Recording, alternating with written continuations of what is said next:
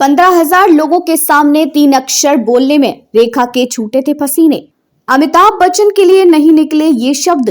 Evergreen actress रेखा और अमिताभ के affair के किस्से आज भी बॉलीवुड के गलियारों में गूंजते हैं। एक्ट्रेस कई दफा बिग बी का नाम लिए बिना ही अपने दिल की बात कह जाती हैं। हालांकि दिग्गज अभिनेत्री ने अपने एक पुराने इंटरव्यू में ये बताया था कि जब वह अपनी फिल्म की शूटिंग कर रही थी तो वह बिग बी के सामने 3 शब्द कहने में हिचकिचा रही थी। एक समय पर रेखा और अमिताभ बच्चन का सिक्का बोलता था। दोनों की ऑन स्क्रीन केमिस्ट्री फैंस को बेहद पसंद आती थी।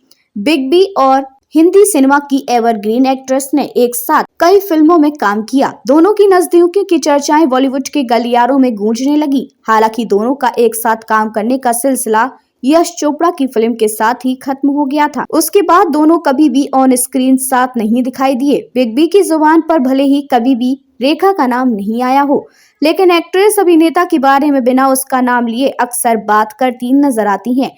आज हम थ्रोबैक थर्सडे में रेखा से जुड़ा एक ऐसा किस्सा बताने जा रही हैं जब एक्ट्रेस हजारों की भीड़ के सामने फिल्म के सेट पर 3 शब्द एक्टर को बोलने में हिचकिचा रही थी। अगर आप सोच रहे हैं कि वह 3 शब्द आई लव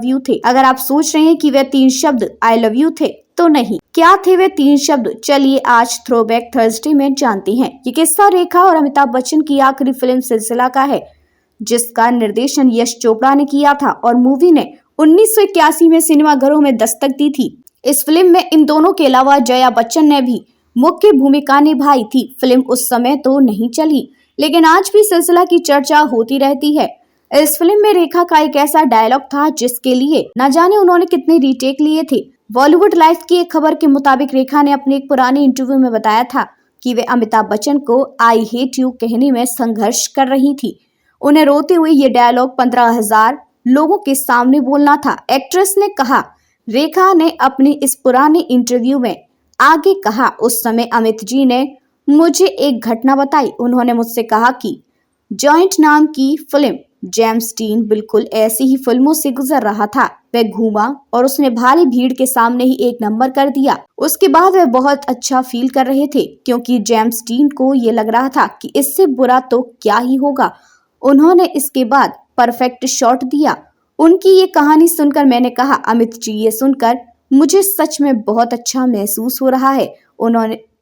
उन्होंने मुझे दोबारा कहा कि मेरा कहने का पूर्ण रूप से तात्पर्य ये नहीं था, लेकिन आपको पता है